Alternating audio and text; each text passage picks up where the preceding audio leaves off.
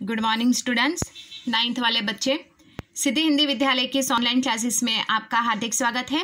अब बच्चों, हमारा ये जो पार्ट चल रहा है, पहला लेसन है दो बैलों की कथा। अब यहाँ पे इसके जो रचयिता है प्रेमचंद जी। हमने पाठ का सारांश भी देखा है। पाठ की शुरुआत हो चुकी है, उसमें करीबन एक हिस्सा हमने देखा कि जूरी काची के दो बैल है, हीरा और मोती, दोनों को वो अच्छे से रखता था। इसके साथ साथ दोनों की परवरिश बहुत ही अच्छे से करता था। लेकिन दोनों बैलों को ऐसे संजोग की वजह से, कोई परिस्थिति की वजह से जूरी काची को अपने साले के यहाँ दोनों बैलों को बेचना पड़ा। दोनों बैलों को ऐसा लगता है हमारे मालिक ने हमें बेच दिया। आखिरकार जो जूरी का साला है गया, वो अपने घर दोनों बैलों को लेकर जाता है। दोनों बैल वहाँ से रात को भाग के चले आते हैं। वापस यहाँ पे गया जो होता है वो दोनों बैलों को लेकर जाता है और फिर उनको खेत में जोतता है। उनको मार पड़ती है, वापस लाकर उनको बांध देता है खूंटे से और उनको खाने के लिए सिर्फ सूखा भूसा ही देता है। डंडे से बहुत मार पड़ता है। और वहाँ पे जो एक छोटी सी लड़की है, ये छोटी सी लड़की दोनों को एक एक रोटी खिला जाती है। यहाँ तक कि हमने कहानी देखी थी। अब बच्चों, यहाँ से थोड़ी कहानी और आगे बढ़ाते हैं। दोनों दिन भर जोते जाते, डंडे खाते, अड़ते, शाम को थान पर बांध दिए जाते और रात को वही बालिका उन्हें 2 रोटियां खिला जाती। प्रेम के इस प्रसाद की यह बरकत थी कि दो का सूखा भूसा खाकर भी दोनों दुर्बल न होते थे, मगर दोनों की आंखों में रोम रोम में विद्रोह भरा हुआ था। एक दिन मोती ने मूक भाषा में कहा, अब तो नहीं सहा जाता हीरा, क्या करना चाहते हो? एकाध को सिंगों पर उठाकर फेंक दूंगा। लेकिन जानते हो, वह प्यारी लड़की जो हमें रोटियां खिलाती है उसी की लड़की है जो इस घर का मालिक है।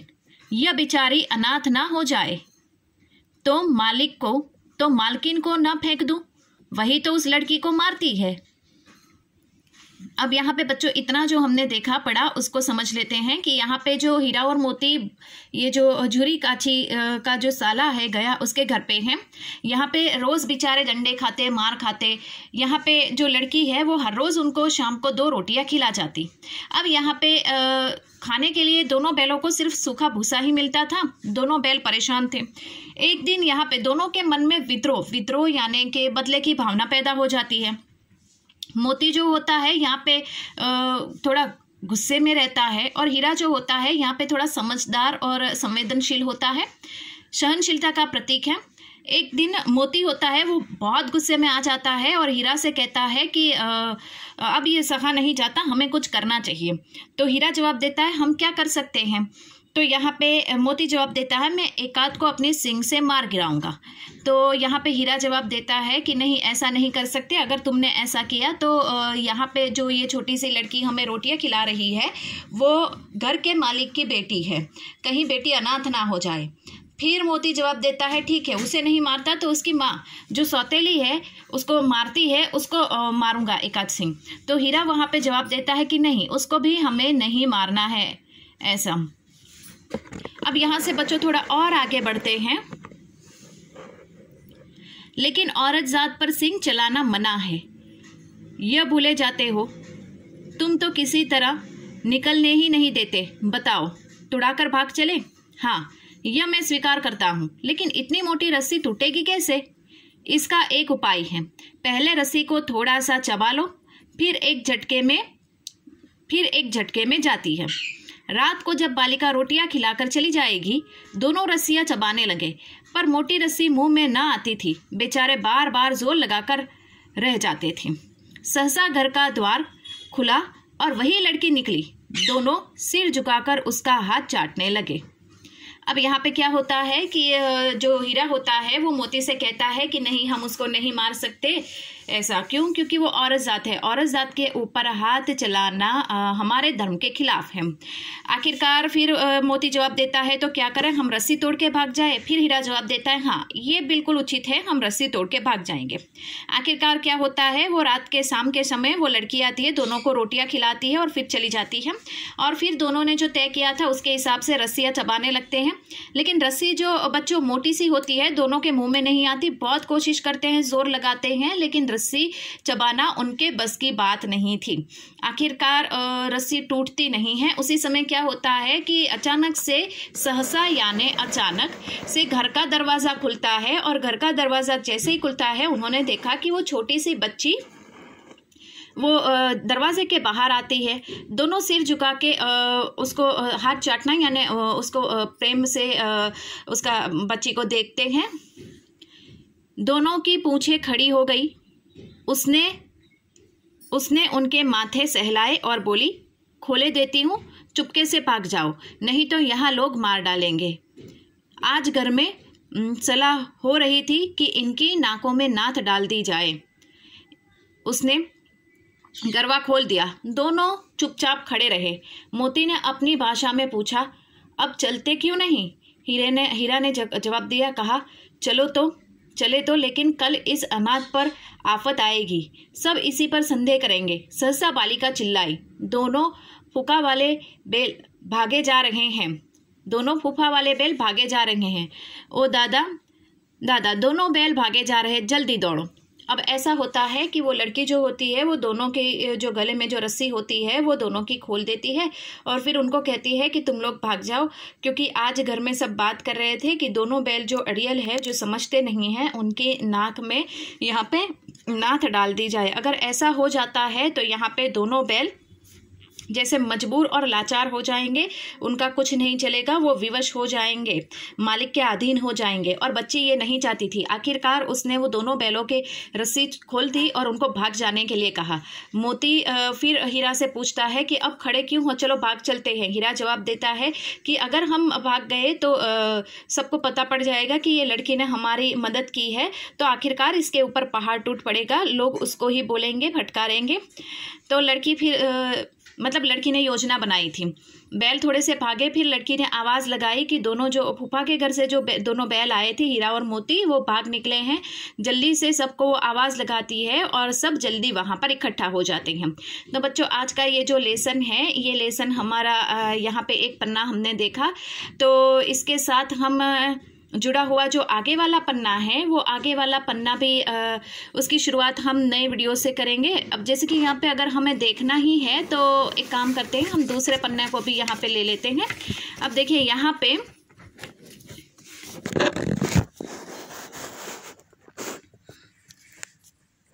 गया हड़बड़ाकर भीतर से निकला और बैलों को पकड़ने लगा।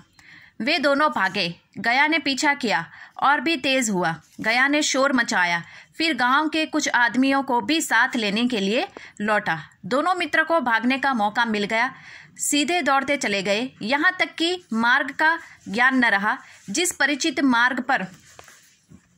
मार्ग से आए थे उसका यह पता न था। नए नए गांव मिलने लगे। तब दोनों एक खेत के किनारे खड़े होकर सोचने लगे, अब क्या करना चाहिए। हीरा ने कहा, मालूम होता है राह भूल गए, तुम भी बेतहाशा भागे, वही उसे मार गिराना था। उसे मार गिराते तो दुनिया क्या कहती, वह अपने धर्म छोड़ देते, लेकिन हम अपने धर्म क्यों छोड़े। अब यहाँ पे क्या होता है, जो जूरी काची का साला है गया, वो हड़बड़ा कर क्या करता है, भीतर से बाहर घर से बाहर निकलता है और गांव के लिए इकट्ठा होकर वो सब बैलों के पीछे भागने लगते हैं। बैल भी मुसीबत के मारे थे जो भागने लगते हैं, और इस तरह से भागम भागी के चक्कर में जो बैल होते हैं वो रास्ता भूल जाते हैं और किसी अलग राह पर निकल जाते हैं अंधेरे में। और फिर उन्होंने देखा कि नए नए गाँव आने लगे, नए नए रास्ते आने लगे, नए नए खेत आने लगे। तब उनको मालूम पड़ा कि वो रास्ता भूल गए हैं। अब यहाँ पे हीरा ने कहा कि मालूम होता है कि हम गलत रास्ते पे आ गए हैं। तो मोती जवाब देता है कि तुम भी भागे, हम दोनों इस तरह से घबरा कर भागे। अगर तुमने मुझे आदेश दिया होता तो मैं उसको वहीं पे गया को मार गिराता। तो हीरा ने जवाब दिया कि तुम वापस मारने की बात करते हो, किसी को मारना ये हमारे धर्म के खिलाफ है। अब यहाँ पे क्या होता है, किस प्रकार से दोनों बैल योजना बनाते हैं, क्या करते हैं बच्चों, उसके बारे में हम यहाँ पे देख लेते हैं।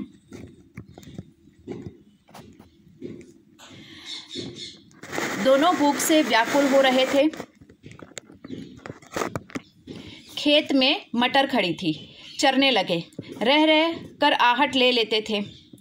कोई आता तो नहीं है। जब पेट भर गया, दोनों ने आज़ादी का अनुभव किया तो मस्त होकर उछलने कूदने लगे। पहले दोनों ने डकार ली, फिर सींग मिलाई और एक दूसरे को ठेलने लगे। मोती ने हीरे को कई कदम पीछे हटा दिया, यहाँ तक कि वह खाई में गिर गया। तब उसे भी क्रोध आया, संभल कर उठा और फिर मोती से मिल गया। मोती ने देखा खेल में झगड़ा हुआ चाहता है तो किनारा हट गया। अब क्या होता है कि दोनों भागते रहे, बहुत भूखे थे। उनको खाने के लिए भी दोनों बैलों को, हीरा और मोती को यहाँ पे कुछ नहीं मिलता था, सूखा भूसा ही मिलता था। आखिरकार दोनों बैल थक गए थे, परेशान हो गए थे कि अब किया क्या जाए।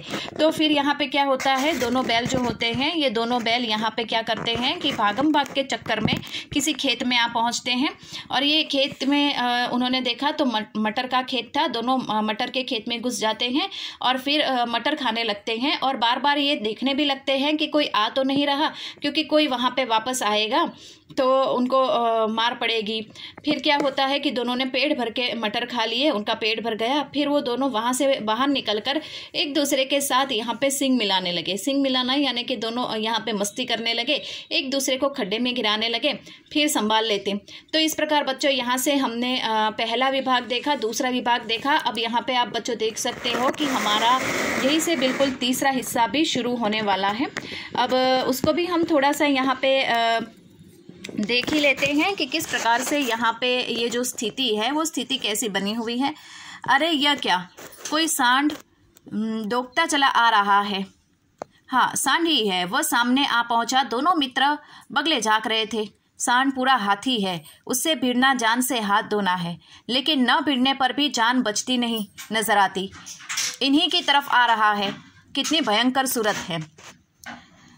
मोती ने मुख भाषा में कहा, बुरे फंसे, जान बचेगी, कोई उपाय सोचो। हीरा ने चिंतित स्वर में कहा, अपने घमंड में भुला हुआ है, आरजू विनती न सुनेगा, भाग क्यों न चले।